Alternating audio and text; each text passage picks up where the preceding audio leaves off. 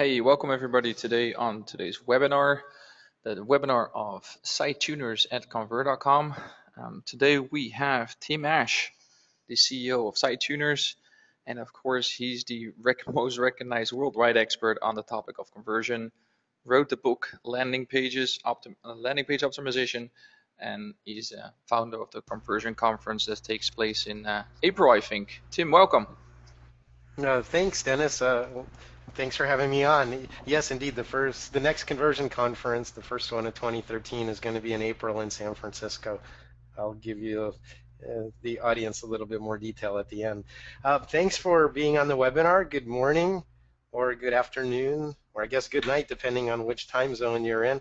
I'm going to take you on a bit of a whirlwind tour. This is going to be kind of non-traditional if you're used to typical online marketing webinars. The reason is that I'm going to be talking about the brain. Before I do, I want to give you a quick background on SiteTuners and what we do, just so you understand our perspective.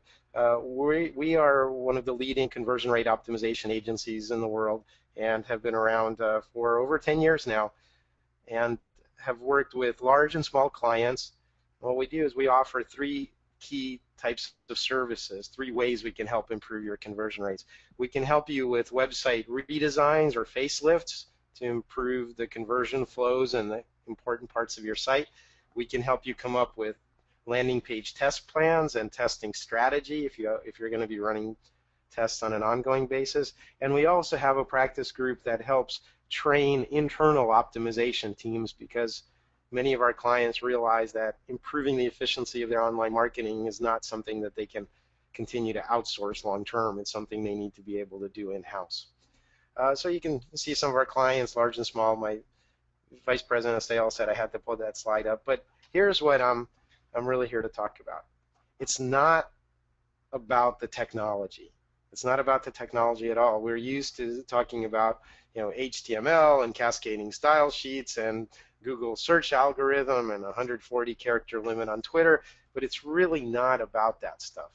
That stuff changes all the time, and of course we need to understand it, but I think we're almost like, technicians or specialist mechanics or something, that we like to tinker with the technology and be the first to understand it. Where I think the big gap is in terms of getting people to act online is that we're focused outward. We're focused at the world in general, technology in particular. We're looking out there at the physical world or measurable things and so on. And I'm here to tell you that actually the last frontier is the brain. The last frontier is what goes on inside of your mind. The 100 billion interconnected, richly interconnected neurons in our brain are where we should be focusing. And this is the part that I'd say there's pretty much complete ignorance of. And even if you knew about this part, there's just some exciting, late-breaking research coming out of the field of neuromarketing and basically how our brain responds to marketing signals and inputs. That's just fascinating. So at past conversion conferences, we've had keynote speakers like Amy Africa or Roger Dooley or BJ Fogg that are just leading the charge and understanding this field, and it's very, very exciting for us. So what I want to do is dive into that a little bit and talk about it, and I'll try to make it practical and apply it to, of course, what we do all day long, which is the online marketing. So without geeking out too much, this is your brain, or this is your brain if you decide to explode it into multiple pieces. Now, you've probably heard about the idea of the left hemisphere and the right hemisphere of your brain, and that's how people refer to it, of your brain. But really, that's just left and right hemispheres of what we call the cerebral cortex. Inside of that, buried kind of in the middle of the brain, is what we call the limbic system. And I'll talk about each of these. And at the bottom, on which all of this rests, is called your brainstem, that middle part. Now, when you think about this, they don't really look like each other. They don't function like each other. I'm going to go into the function a little more, but all of this stuff is what's encased inside of your skull. So when you think of it that way from an evolutionary standpoint, This is the important stuff. You have to carry this very, very heavy, bony skull around just to make sure this stuff is safe. Okay, so it's all important, not just your cerebral cortex. So if you want to think of it this way, you really have not just one brain, but three brains. And I want to introduce you to them. So the outside layer is called the neocortex. Then the inside, kind of middle part, is the limbic system, and the brain stems on the bottom, as I mentioned. Well, what do they do? Well, the cerebral cortex is the most obvious part, and we think of that as, the height of human achievement, the epitome, the thing that makes us different from other kinds of animals and even apes. We can reason, like Mr. Spock on Star Trek. We can make logical plans. We can weigh risks and rewards objectively. We can defer gratification in the achievement of long-term goals and so on. This is all wonderful stuff, and it's led to us within a span of just less than 10,000 years of chasing animals with spears to sending people to the moon and beyond. Well, not beyond yet, but hopefully beyond one day. Certainly the achievements of science and of the human intellect are just staggering, and they've had an impact for good and bad on our whole planet, and definitely on the way we live. When you think about it, the standard of living for people these days is something that only a king could aspire to 300 years ago. And now we all have, or many of us have, a roof over our head, enough food to eat, microwave ovens, TVs, sneakers, and ways to fly through the sky. I mean, it's really amazing what reasoning can do. But there's this, the brain isn't just that. It rests on these common foundations that evolved. So the midbrain, or the limbic system, is the part that feels. This is the part we have in common with all mammals. Okay, we take care of our young. We want them to succeed and to thrive. We feel likes and dislikes and kind of emotional coloration to just about every experience we have. Now, this middle part of the brain is also very closely tied to sensory inputs and sensory processing. This is kind of where all those things come together. So your sense of emotion and where memories are locked in, long-term memories into your brain, and the sensations your body feels are all very, very closely interconnected, and you come to kind of believe that certain things are repulsive, certain things are attractive. Smell can trigger very strong emotions, and vice versa. Emotions won't actually be formed unless there's the presence of memories won't be formed unless there's the presence of strong emotions or strong sensory stimuli.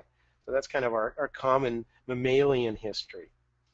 But underneath all that is the brainstem, and this is the part that just reacts. This is the part that's there for survival mode, and this we share with newts and lizards and dinosaurs. I mean, this is okay, if your hand touches a hot stove, you better pull it away. It's not something you think about doing, you just do it. It's also the part that keeps your body alive. It's the part that keeps your heart beating and keeps you breathing at night. It's not like you're consciously thinking about every breath. You're asleep, but all that automatic stuff still works. Now, this part you think of, well, geez, I don't want to aspire to that, or gee, nice to be compared to an alligator or a dinosaur, but the fact is that this is what keeps us alive. This is the stuff that is unchanging, and I'll talk about that a little bit more. So this is kind of your three layers of the brain, and it's important to understand that regardless of the technology or how evolved we think we are or how cultured or civilized, this is the part that you as the marketer need to try to influence. And so the key finding of recent neuroscience and neuromarketing research is that of course I have to have the obligatory iceberg picture, that most of our processing in our brain is what's called preconscious or subconscious or unconscious, however you want to put it. 95% of our decisions are made without our conscious mind knowing it. Without that conscious mind is then actually coming up with rationalizations or reasons we took the decision, but the decision was made by your brainstem or your midbrain. and then we just justify it after the fact. Now that's reality. In other words, we see emotional kind of reactions forming on brain scans, and then we see activation in the cerebral cortex a second or two later, and you're able to verbalize what happened or consciously describe the decision. The decision was made though, and again, we can see it. It's the emotion happened, the decision was made, the die is cast. So if that's the case, if 95% of decisions are pre-conscious, what are the characteristics of the brain making these decisions? Because it's not the logical, rational one. Well, I just want to give you some insights. And when you hear each of these adjectives, think website visitor. These are the characteristics of your website visitor. Number one, we're lazy. We don't like to think. Thinking is the most expensive part of the brain, and the conscious thinking and focusing on something, becoming aware of it, analyzing it. That kind of energy is really quite demanding, and that little 3-pound brain of yours, mostly cerebral cortex, actually burns about 30% of your body's resting calories. It requires enormous amounts of energy. So if you don't have to think, that's great.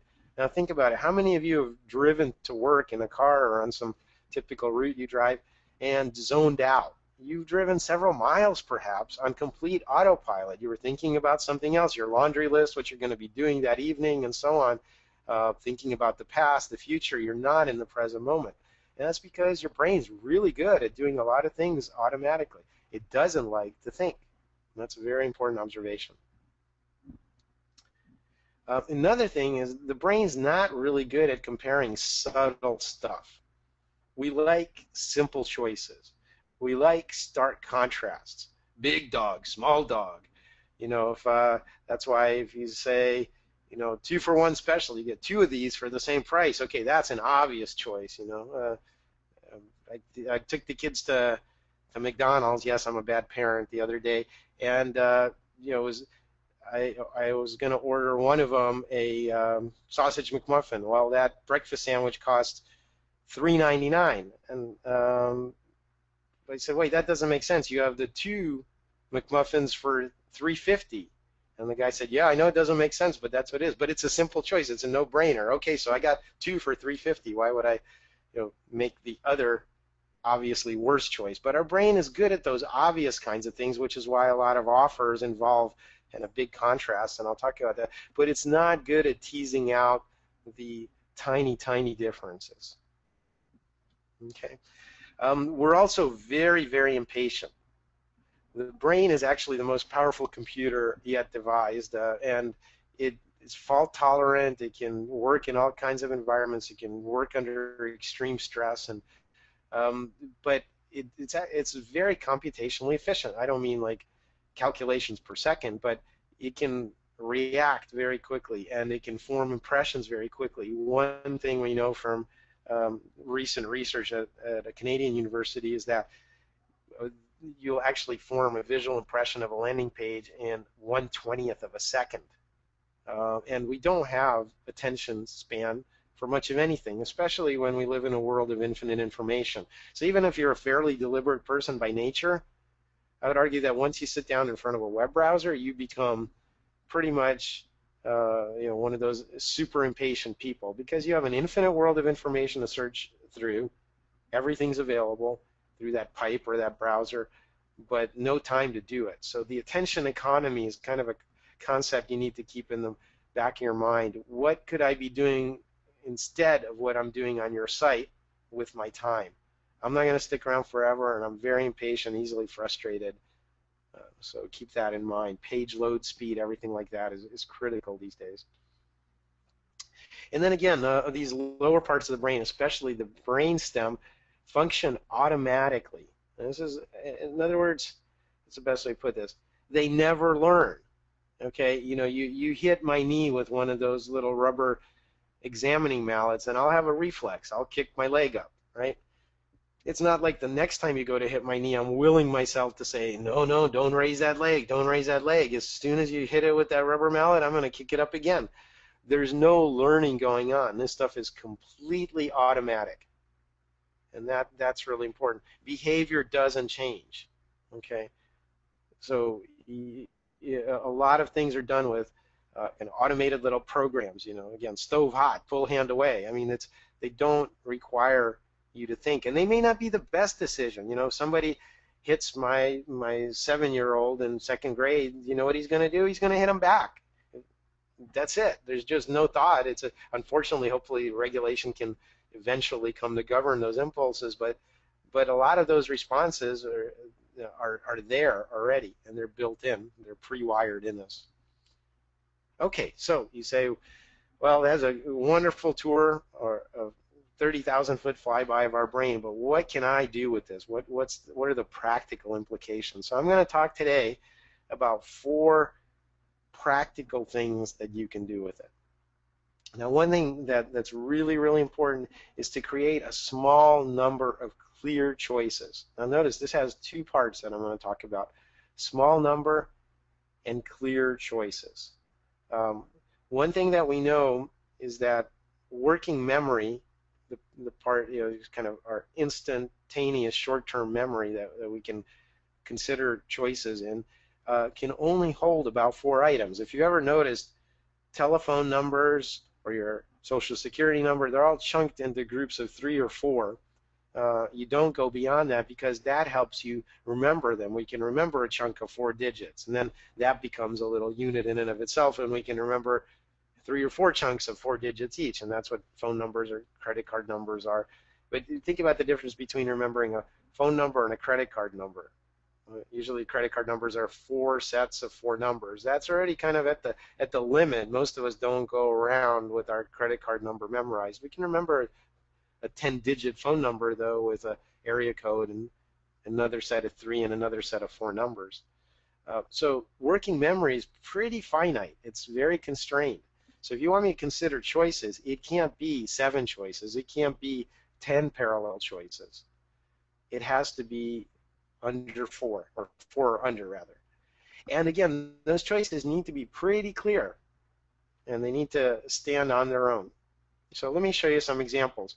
Okay, there's 16 things for me to consider here. How am I supposed to make my decisions about which of these pens to buy? Well, do I go by the number of pens? I mean, some of them have for a single pen. Others have a group of multiple pens. There are 5 in this picture. Well, am I really buying 5 pens in one and 1 in the other? No, because it's talking about unit prices on all of them. So that's not very helpful. 16 choices. They're all tiny, tiny pictures of pens. They all kind of look the same.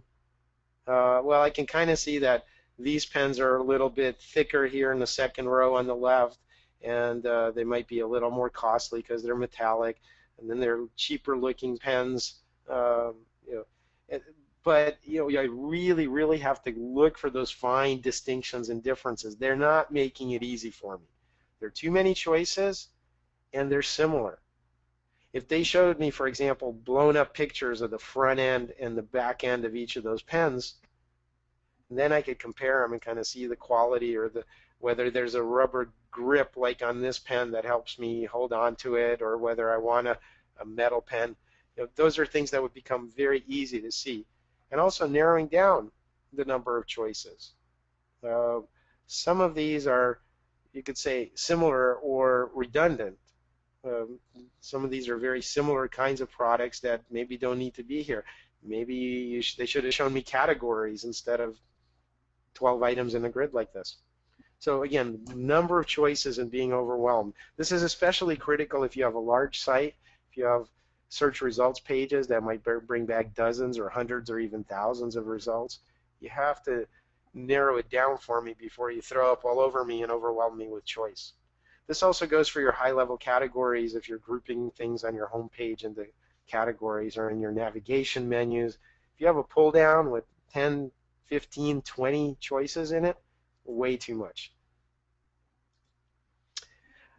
So what you need to know about the small number of clear choices is that making choices, conscious decisions, actually tires out the brain and makes subsequent decision making more faulty and less likely to happen at all.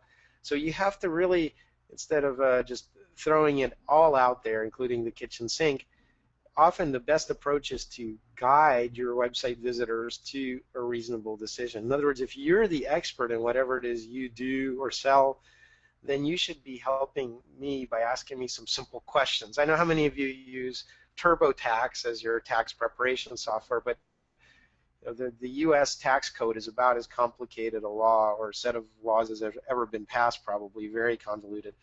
And filling out tax forms is an awful experience if you try to do it in the raw. What they've done is created an interface where they walk you through it, where they don't make you do complex stuff. They just say, hey, did you live outside of the country for more than 6 months this year? If yes, okay, we're going to ask you this next question. If no, we're going to take you down a different path. But each one of these steps in their wizard, if you will, is just a simple atomic operation, something simple to understand, and it helps guide you through the process. So you don't feel overwhelmed. And this is if you're selling something or have similar services, one thing that you should consider doing, and this is backed up by a lot of research, is remove similar choices. Really think about, is this unique enough to merit its own distinction? And a lot of times the answer is probably no. And the thing you should understand is that creating another choice and making me think about the subtleties of that choice is probably not mental effort that I'm going to go through. By the way, I think as Dennis mentioned, please, if you have any questions about this, we're going to be definitely going to have time for Q&A at the end. So go ahead and just type them in now, and then we'll get to them after the formal presentation part. I'll try to answer as many as I can. Yeah, I'm actually actively monitoring this, and so far there's been no questions, no chats, and the ones that are coming, if they're easier, answer them straight away. If they're directed at you, we'll just adjust, collect them and handle them at the Q&A afterwards. Okay, sounds great. Yeah, please, we want to make this as useful for you as possible and answer your specific questions. My second tip for you in understanding the brain and its need for novelty and shortcuts is to use a big anchor. And no, I don't mean literally this one here, although that would be quite an anchor. What I mean by that is that our brain is often primed by things. Here's an example, hosting plans. One of the things that these guys have done is to create 3 plans, which is good. Remember, we were talking about keeping the number of choices relatively small. The problem is that they start at the 250 plan, and hosting is brutally competitive, and we pretty much expected almost to be free these days. But so they basically have a $250 a month plan, a $4 a month plan, and a $6 a month plan. And you see that? In that order. The important thing is in that order. After you've seen the 250 plan, $4 is almost doubling it. You go, whoa, I better get a lot more for that. And $6 is almost tripling it. Again, forgive my poor math, but you really start to question, wow, why should I pay for that? But if you just simply reversed those and started with the $6 plan, then the $4, then the $250, you'd have a very different effect. Let me give you kind of a more stark illustration of this. Imagine if you if I walk into a men's clothing store, and what you expect the salesperson to do is show me the $1,000 Armani suit, and then say, oh, okay, once you have that picked out, oh, here's some nice black leather shoes, and here's a shirt and a tie. Oh, of course you're going to need those silver cufflinks. And in the context of a $1,000 suit, spending or overspending $50 for a shirt's not that big a deal. But imagine it the other way. Come on in, sir, buy these $20 cufflinks. Oh, would you like a $1,000 suit with that? I mean, if you do it in that order, these guys work on commission. They know what they're doing. They would never sell the suits. And it's the same reason that you see often in other kinds of retail environments anchoring off of a large number. For example, when you sit down in a restaurant and they hand you the wine list, you see some ridiculously priced wine at the top of the list, $500 a bottle.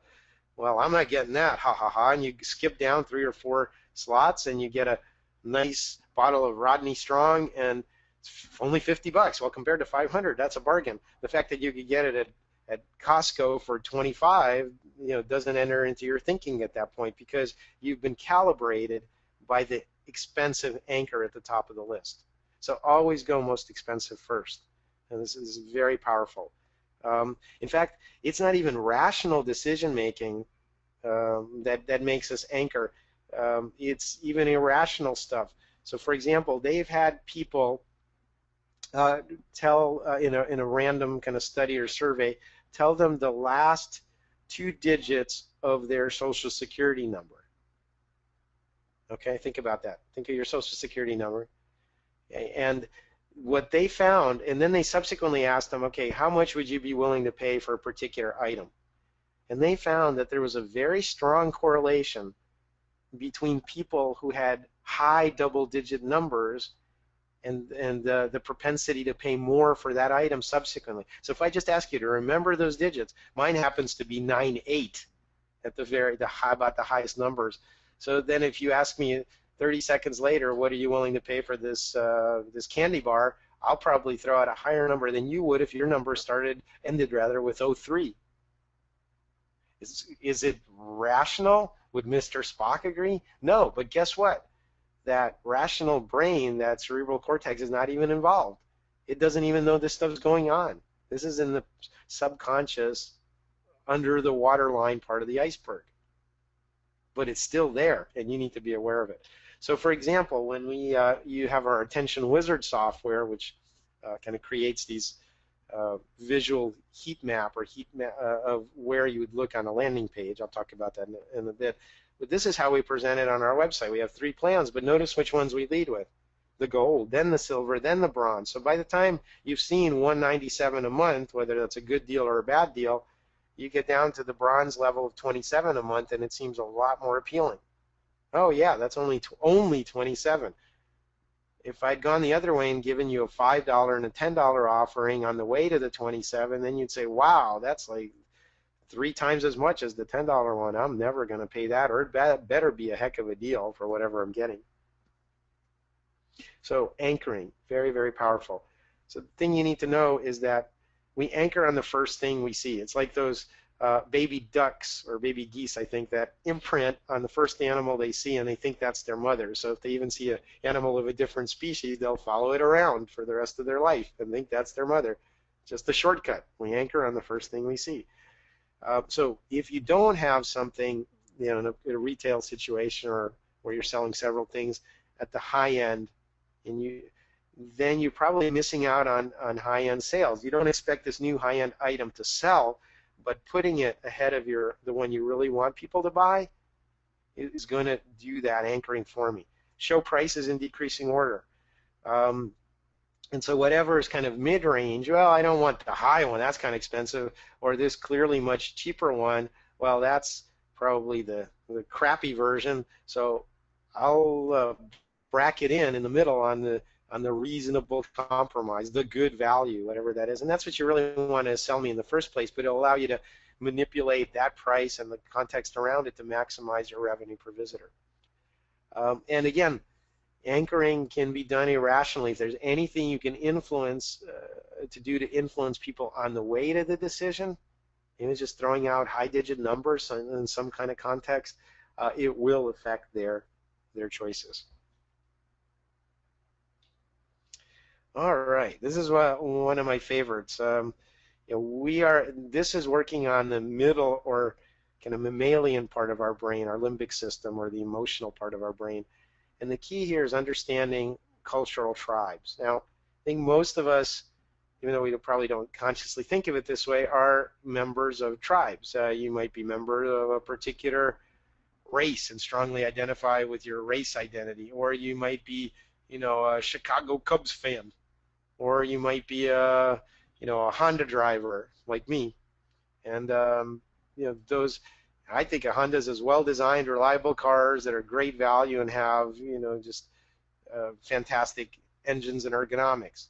That makes me a Honda guy. Somebody else would say, well, I look down my nose at you because I drive a BMW, and that is the ultimate driving machine. And then there's the people that think, hey, I just want to save the environment, so I'm going to overpay for a Toyota Corolla and call it a Prius and buy a hybrid car. But each one of us made that decision, and there's probably a car make, for example, that you're saying to yourself right now, I would never be caught dead in one of those. right? Because we have our cultural tribe and we bought our car for a particular reason. Um, Same thing goes for, and this is both logical and kind of conscious circumstances of our life, and also unchosen cultural tribes. If you're an orphan, I'm sure that's not a tribe you chose to be a part of. If you have a particular disease or a particular body type, those are again things that you don't really get too much choice in. But this combination of overlapping tribal identities from what we wear, where we live, who we associate with, how we look and feel about ourselves, those are all very powerful things. And so we need to feel at home whenever we get to a website. Let me give you a couple extreme examples. I don't know how many of you read the Oatmeal, but they have these kind of funny, clever, cartoony type things, but they're definitely highbrow, I guess, humor. I mean, it takes a little thinking and puzzling over some of these things. And they're kind of like New Yorker cartoons, if you will. And so if you come to this website, you can see visually they have their little funny Oatmeal logo guy, and the book section has Batman horns on it, and they have the handwritten lettering font and funny cartoon pictures of stuff. And so this is attracting a certain kinds of audience. You come here, you have a certain kind of tribal identity. I'm smart, but I can laugh at myself, for example. And I need something to kind of perk up my day because I'm tired of looking at my spreadsheets. Well, so they're speaking to a certain audience. And that's a very different audience than the one you're seeing here. Gears of War video game. When you come to this site, this is aimed at testosterone-laden teen boys. It's dark. It's in your face. It's kind of violent. It's uncompromising. Whatever adjectives spring to mind when you look at this. The point is that it's something that is, how would you say, definitely selecting for a certain audience. It doesn't appeal to me at all, personally. I suspect it doesn't universally appeal to pretty much any woman out there either. This is definitely for the, I need to go kill something crowd, and women generally, again, I hate to stereotype, don't have those inclinations. So, but what's my point in this? Well, really, the way to think about it is, you really need to think about people's tribal identities. And again, these are overlapping. We have dozens, if not hundreds, of tribal identities that are unconscious. Some of these are self-selected. Some of them are involuntary. But the point is, we really care about our peer group. We care about the people closest to us or most similar to us. And so number one for your website is you have to look the part. The visual tone of your site should reflect your target audience. Now, I showed you a couple of extreme examples of visual looks, and maybe your target audience is somewhere kind of as a wide cross section of the general public, in which case your website should look more or less normal, quote unquote, and not too extreme. Or if you skew towards women, you should consider certain color schemes versus men, and so on. The same is true of your editorial tone, how you write, how you label things, what headlines you use, what graphics you use to illustrate them. They should resonate with your target audience. If you're selling to conservative business buyers and business to business, you should look buttoned up and conservative. If you're trying to be, flip and nonchalant, then you could have a very conversational tone to your writing and communication. And this last point is really, really important. Most people understand this. Don't worry about alienating or offending people. I know that's a weird statement. Let me add something to it. If they're not in your target tribal group, remember, you're not speaking to everyone. You're speaking to particular people, and your message should resonate and be dead on for them. And you can safely ignore everybody else because you know what? They may not like it, but they're not your target group anyway. I mean, today I was listening on the way to work, was listening to NPR, and there's the president is trying to push through some kind of gun control legislation in the wake of all this kind of senseless mass shootings that we were having. And but they were just saying, but there was a guy that was the head of the National Rifle Association, and he was saying, this is about taking away our right to defend ourselves and about the Second Amendment. And no reasonable person actually believes that. Sorry, folks. I mean, I own guns, but I'm not, one of these, crazy at all costs Second Amendment folks. But you know what? He wasn't talking to me, because I'm never going to come around to the point of view that people need assault rifles in the civilian population. And again, this isn't about my politics, sorry, but my point is that he was on message for his core group. He didn't care about ignoring me or alienating me or even, actively pissing me off, because that he's just trying to energize his base and speak to his cultural tribe, and it was the right thing for him to do.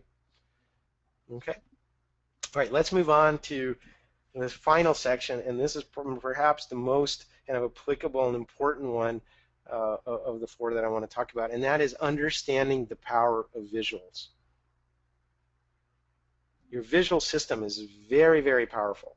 This is something that actually about half of your brain in one form or another is devoted to processing visual information. That's a huge amount of computational power. And all of that stuff has been critical to our survival. So I want to break it down for you and tell you what's important. Let me show you an example. This is Best Buy's website. You ready? What do you think this website's about? Just think to yourself. Okay. Oh, wait a second. It just changed, flipped over. What is this website about now? Wait, before you get too far, wait, it's changed again. And I would ask you, what is this website about now? Wait, we're not done. Here's another frame. And here's the final one. And if we rewind, each one of these has been a completely different kind of editorial message. We started with, we sell large screen TVs or flat screen TVs. That was this particular screen. Then we moved on to one that was about a time-based event, the Memorial Day sale, showing all kinds of consumer products. You flip to the next frame and you think you've stepped into, Sears Appliance Central, and all they sell are heavy-duty washers and dryers and refrigerators and ranges. On the next one, we have a particular bundle of hey, buy a PC and you get the Xbox with it for gamers. That's a very niche kind of offering. And this last one is about being ashamed of not having a smartphone yet. Now, the question I have to ask you with all of this, complete sleight of hand, but did any of you notice the item in the lower right-hand corner or how much it cost? I'm guessing none of you did. Those items at the bottom might as well not have existed, because you were looking at the top at this slider, at this silly little commercial that was scrolling by. And you know what? You couldn't avoid looking at it. Here's the worst part. I mean, your visual system has two main parts. One for detecting fine detail in full color, and you have to actively aim the center of your vision or your eyeball to examine things. That's only about 2% of your visual field. And then there's a really wide range. We're talking about 220 degrees. And stick your hands out to the side, to each side, all the way out, and then wiggle your fingers forward on your hands, and you'll be able to see them moving out there in the periphery. And it's amazing how much peripheral vision you have, because knowing that the bear is jumping out at you is really, really kind of an important thing to know. You don't need to know the detail. You don't even need to see it in color. But what you need to know is that something is rapidly changing in your visual scene. And our brain will automatically react to that. So I don't care if you fade or you slide or you transition in some other way, but when you use animation like that in the page in this rotating banner ad, every time that frame changes, my attention is going to be jerked back to it. And I may try to dismiss it, and I may try to say, hey, you know what, that's not really relevant to me. That's a silly commercial for smartphones, and I already have a smartphone. But I keep getting reset to it automatically, and I can't pay attention to the other stuff on the page. So the way to think about motion or animation is it's like an atomic bomb that you drop into the middle of your page. Nothing else in comparison can withstand it. Nothing else can survive in the blast radius. Static information has no chance. So be really, really careful about this. Um, so what we recommend if you are going to be using video, here's a video thumbnail on the Conversion Conference website and from last year. And as you can see, we made it into a thumbnail size video viewer. And if you click on that, then you get an overlay light box and it starts playing the video. Now, this is recommended for two main reasons. One is that if you just use a thumbnail, postage stamp size, kind of a Facebook style video indicator, people are familiar with that, and if they're interested, they'll look at it. But it doesn't constrain your design. It's not like embedding a video player in your page and having it take up a lot of screen real estate. It's kind of like a boulder in the middle of the river that the current has to flow around. Makes it hard to design the rest of the page. And it's still not even that high resolution, so when you pop it up in a nice video viewer in full resolution, that's the better way to experience it. And then you dismiss that and you're still back on the page. So anyway, that's what we recommend for the tactics of showing video. And unless it's, you have a real strong reason to do otherwise, never autoplay the video either. And I know I may be saying some heretical things, but test it out for yourself and you'll see. Here's another example. This is for Innovate Media. They make all kinds of online marketing videos embedded and so on. One of the tactics they use is a video spokesperson. And this actually can be very effective, but the point is it will draw a huge amount of attention. So this person, usually from the lower right, walks on either kind of waist up or full body, says a short message, and then directs you to pay attention to some static part of the website. And sometimes that can humanize the experience, and that can be good. But also be careful and test whether that works or not. It will get your attention. You can't avoid looking at a little person walking across your web page. Ironically, Camtasia, which is software for creating online videos, their video overview is not really well indicated. As you can see, your eye goes to the big graphic near the right-hand side of the screen, whereas the video overview is this blank, boring little gray button. You have to read the words video overview to understand that there's a video that you can play there. And their screenshots unfortunately have 2 play buttons on them, so you think that those might be clickable. So I think it's enough to indicate a video properly. You don't want to underemphasize it like they've done here, and you don't want to overemphasizing by embedding a player, but something in between a thumbnail size graphic with a play button on it's probably good. Next thing I want to talk with regard to our visual system are people. Now, I don't know what this company does, but what are you looking at? Chances are you just looked at the 3 guys. Big smiling guy in the middle, smiling head on the left, and the guy looking at you on the right. And you know what? You can't avoid doing that. There's actually a special part of our brain, in our midbrain, our emotional brain, that will be drawn to analyzing faces. And unlike the more general object recognition system that the rest of the brain uses, this one is dedicated to finding and analyzing human faces, and it does it twice as fast as that general object recognition system. And it's there because faces are a really rich source of information in our environment. We want to know your intent. Are you friendly? Are you threatening? Are you crazy? Are you going to kill me? Can we mate? Can I eat you? Should I run away from you? All these basic survival things I can tell at a glance from your facial expression. So when you put faces into a visual scene, we're really drawn to them. And that can be used for good or evil. Here, they're completely, I would say, gratuitous graphics. First of all, it's clearly stock photography. These people probably don't work for this company, Flexi, whatever it is that they do. They're just, they stole it off of iStock Photo. I mean, I had a friend that called this business porn.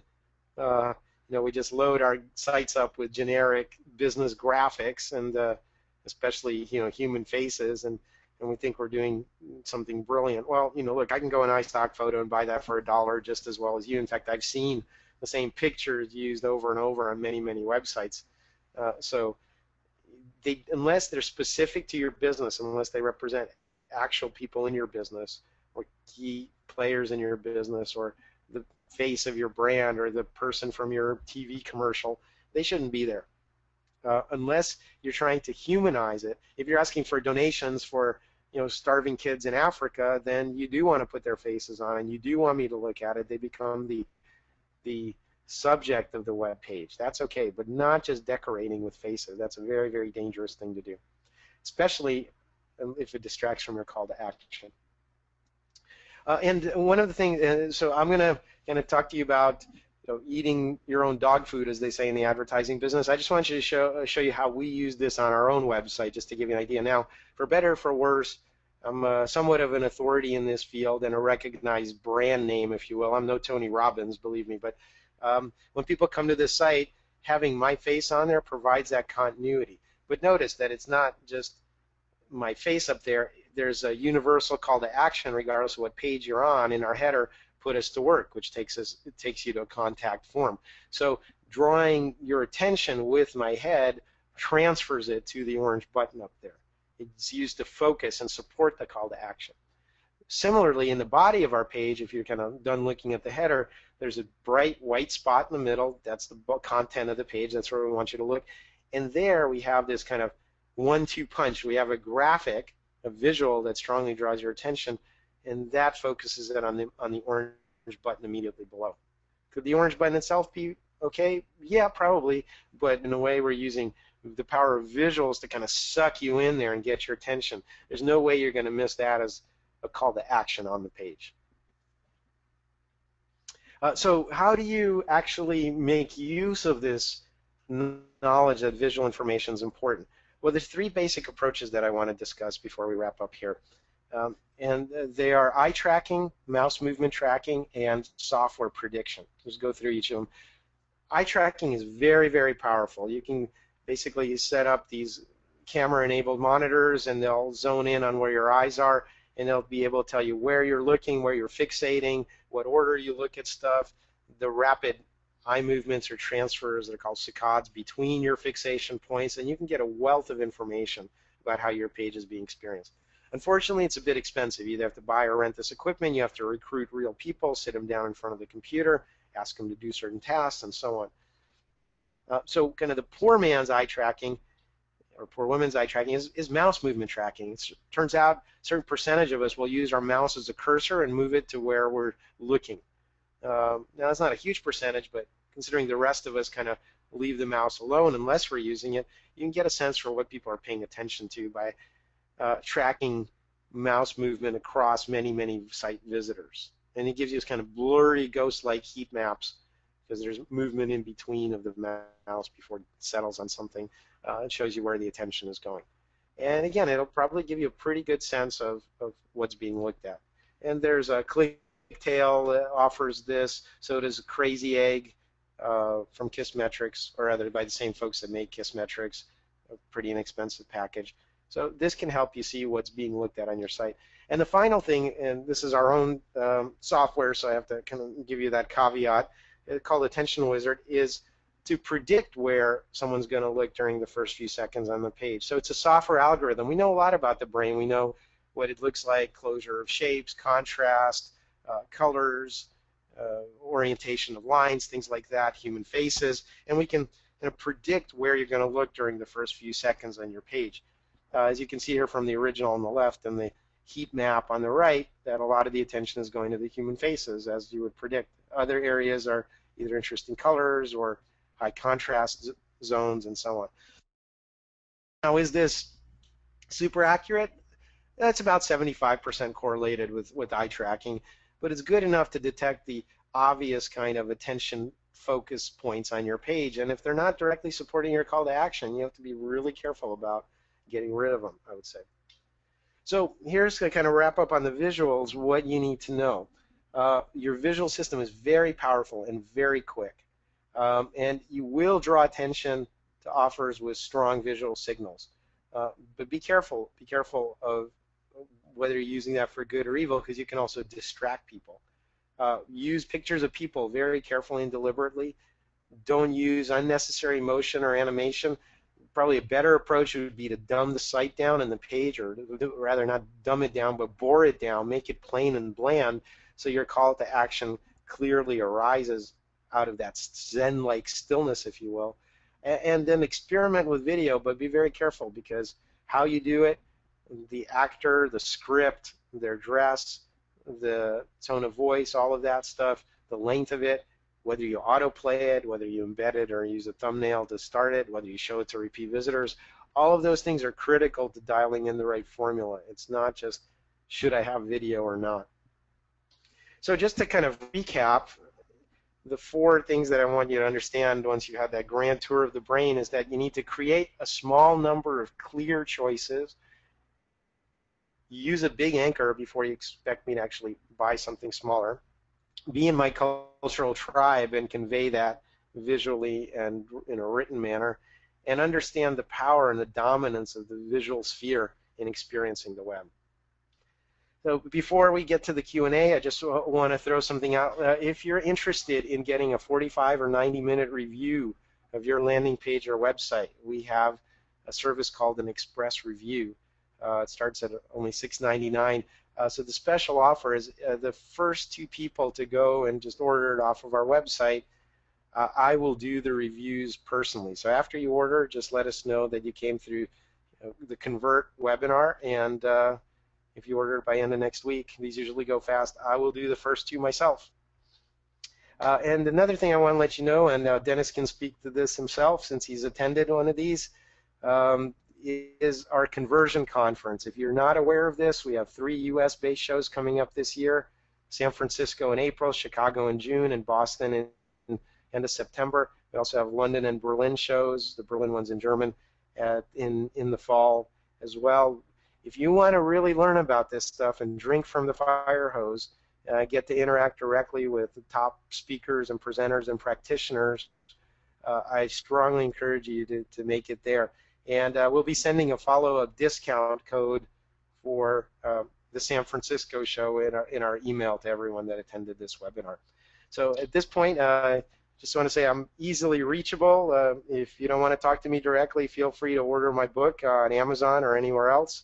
At this point, I'd be glad to take a few minutes of Q&A. Dennis, back to you.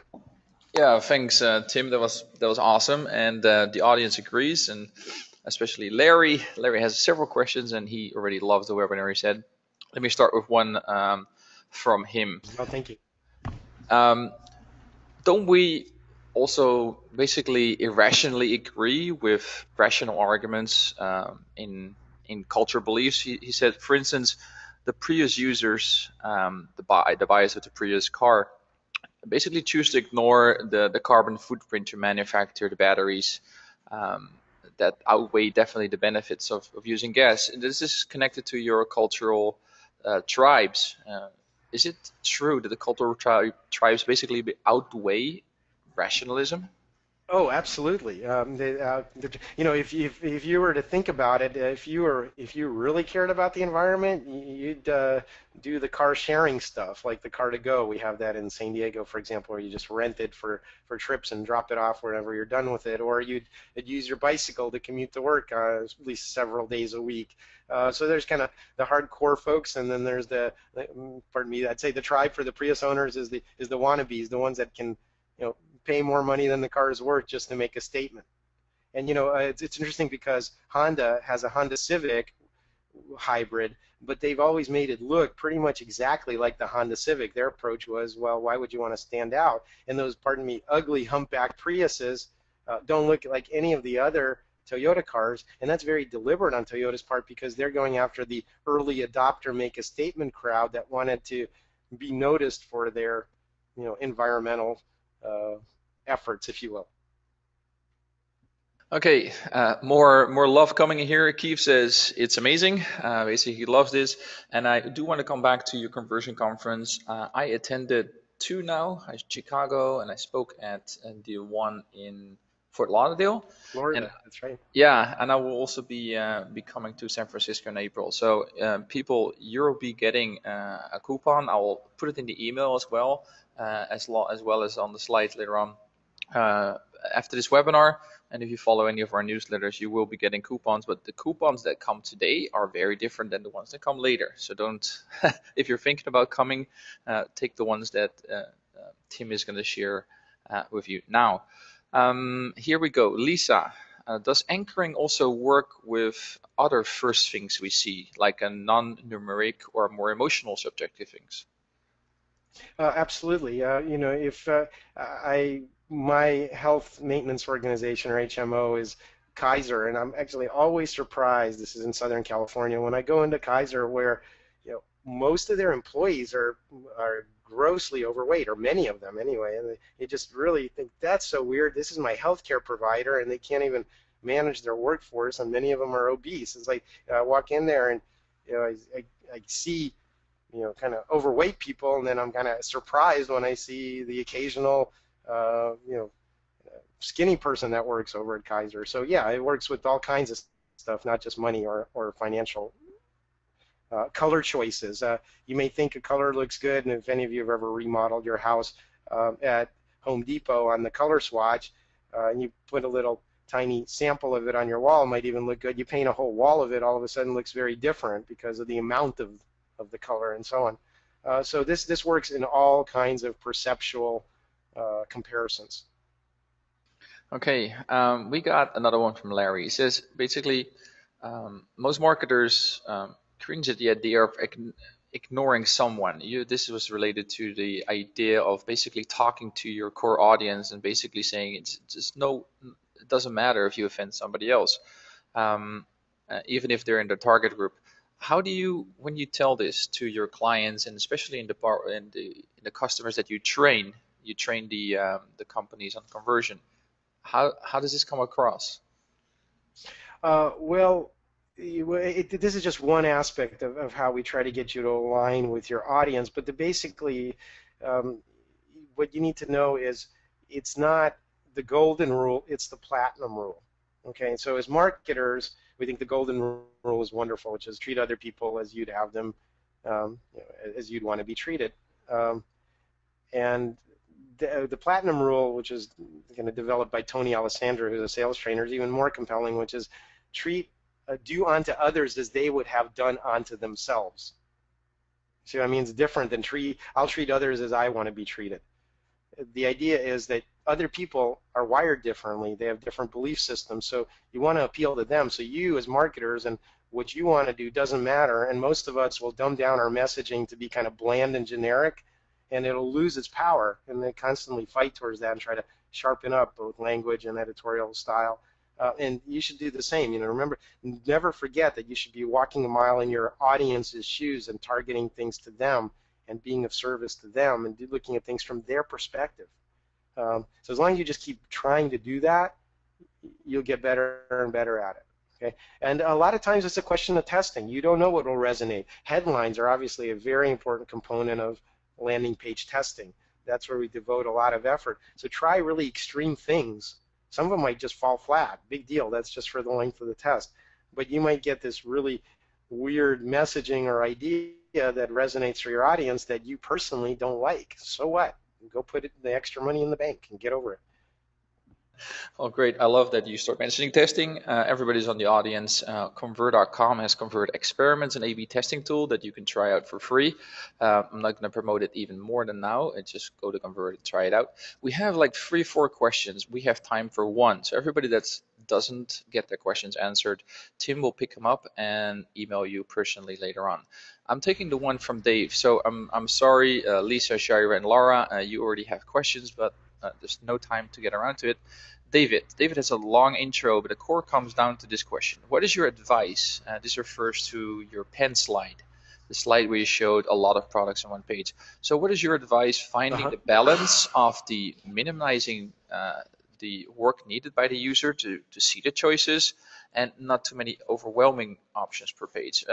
Let's say for the category page, you have a category page or there's multiple products. Is there like a golden rule, or is it depending on the audience? Yeah, How yeah. much Well, is it's show? basically you don't want to throw up all over them and say, here's 17 pages of results and there's 20 on each page. You step through them one page at a time, and when you see search results on Google, 95% of people won't go to the second page. So you're pretty much invisible if you're on page 2 or further down. The same goes for your own search results. So if you overwhelm them with choice, they're not going to go past the first page, and even on the first page, there'll be a strong bias towards the first few. So you have to realize that. And what we recommend is instead of giving you the final items, especially out of a large set of choices, you keep drilling down by categories and subcategories. So ceiling tiles, okay, do you want them to be uh, nail-on tiles or glue-on tiles? Great. Okay, do you want them in leather or metallic or color finishes? Great. Okay, on the metallic ones, do you want them silver or bronze, or gold? And only then show me that set of choices. So you should be organizing your information, again, either in the form of a wizard to guide me or at least a kind of a directory tree of categories that gets me to a reasonable small set of choices before you show them to me. Any test ever done on what that small size is? Is it 4? Is it 8? Is it 12? What is small? Any? We recommend in category and subcategory pages and catalogs, for example, you might have a grid 3 by 2 or 4 by 2 or even 3 by 3, something like that. We rarely go above that. Okay. Sometimes it's fine to have just 2 sub choices and keep drilling down, as long as it's, again, a small number of clear choices. They can't be overlapping and they need to be, one's very different from the other. So pull your product lines apart into distinct choices and at any point only present me with a small number of them. Excellent. Small question for myself. Sorry, everybody. The tribal identity, is that the same as the personas or the avatars? Is that the same person? No, no, your identity you can think of as formed by hundreds of overlapping tribal affiliations. We're tribal people by nature. We're designed to be in groups of about 150 or less where we have personal relationships. That's how it all started. But this is not personas. I don't find personas in the Jane is a sophisticated Manhattanite that likes to go out and reads Cosmo on the weekends.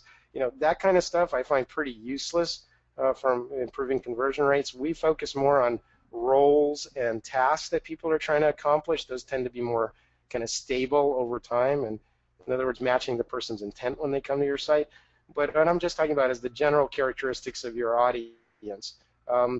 If you're selling discounted bungee jumping tickets, you have a certain demographic compared to, high-heeled, expensive women's shoes. So just understanding kind of the core things that your audience cares about. If you don't have a representative of that audience, find one and use them as an advisor to bounce ideas off of. Well, excellent. Thank you. Everybody, this is the end of the webinar. This was recorded. We will send you a link with an email and the link for the video. Tim, I haven't seen a discount code. Is there discount codes coming up? We'll follow up on that on the email on that. Okay. Yeah, we'll send out the conversion conference discount code to everyone that attended. Excellent. Well, thank you very much. Everybody that will be attending the Conversion Conference, see you all in April. And thank you all, and especially thank you, Tim, for this great presentation. Thank you all for joining, and looking forward to seeing you all on the next Conversion Academy webinar. Thank you. Bye-bye.